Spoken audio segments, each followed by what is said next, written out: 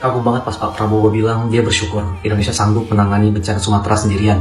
Didukung pernyataan Mensesnek Prasetyo Hadi yang bilang negara kita nggak butuh bantuan dari negara asing di atas bencana ini.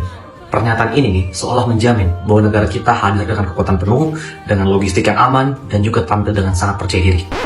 Tapi, coba kita kesampingkan dulu pidato-pidato ini dan bicara data dan fakta. Dalam manajemen krisis, indikator kemampuan itu adalah soal kecepatan, bukan klaim pribadi.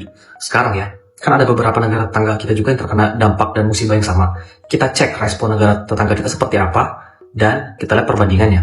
Pertama, Thailand. Dengan 267 korban jiwa, sejak 28 November, mereka sudah membentuk Pusat Koordinasi Bantuan Asing. Mereka menggandeng Amerika Serikat dan juga Eropa karena sadar butuh logistik dalam waktu yang cepat. Kedua, Sri Lanka. Korbannya menembus 465 jiwa. Per 29 November, mereka langsung mengumumkan bahwa keadaan darurat dan buka pintu bantuan internasional selebar-lebarnya.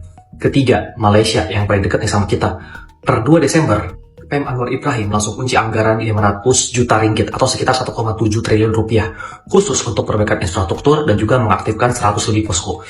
Biaya yang hampir sama dengan anggaran MBG dalam cuma waktu 2 hari saja. Lalu, kalau bisa kita lihat nih, bagaimana realita kesanggupan dari klien Prabowo dan apa yang kita lakukan di lapangan. Ada nih delegasi Jepang yang siap membantu warga di Sumatera, malah terkendala kebijakan pusat. Di sisi lain, justru tim Blue Sky Rescue dari Malaysia yang terlihat turun tangan bawa dokter ke Aceh Utara. Yang justru menyedihkan lagi nih, saudara kita di Gayo Aceh sudah 5 hari kelaparan. Bahkan mereka sampai harus menjerit minta tolong ke Perdana Menteri Malaysia di media sosial. Ironis kan, pemerintah bilang sanggup, tapi rakyatnya sendiri sampai memohon bantuan ke pemimpin negara lain. Negara tetangga kita tuh sadar diri, saat bicara besar, setiap nyawa membutuhkan 2 hal, kecepatan dan juga kepastian. Di luar itu, bantuan asing juga bisa mengakselerasi proses pemulihan bencana, dan itu bukan aib dong tentunya.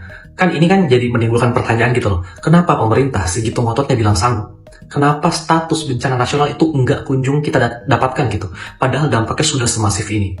Jangan-jangan ada yang takut atas konsekuensi sistemik jika status bencana nasional diumumkan. Gak mungkin dong pemerintah takut kalau nanti misal izin industri di kawasan terdampak akan otomatis berhenti. Segala aktivitas eksploitasi tambang harus di stop operasinya. Proyek mega infrastruktur yang sedang dikebut bisa mandek total. Akan ada audit ulang atas struktur tata ruang dan juga lingkungan hidup secara transparan. Pihak yang menyebabkan kerusakan alam nanti akan dicari dan diseret ke pengadilan dan dunia internasional akan meliput. Gak mungkin dong negara takut seperti itu.